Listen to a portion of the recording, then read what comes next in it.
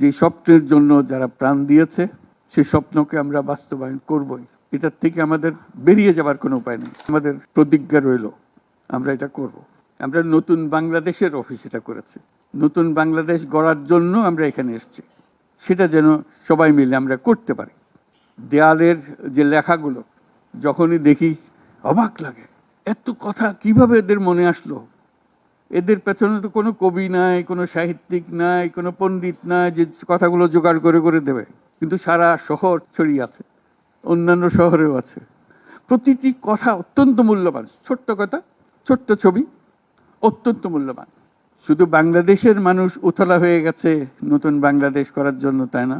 আমাদের যত বাংলাদেশি সারা দুনিয়া জুড়ে আছে, তোমরা একটু আগে বলেছো তাদের কথা, তারা সবাই বলছে যে আমরা আসতে চাই, আমরা এই নতুন স্বপ্ন বাস্তবায়নে শরিক হতে চাই। কাজে তারা, তোমরা যে ঢেউ উঠিয়েছো শুধু এখানকার মনে না,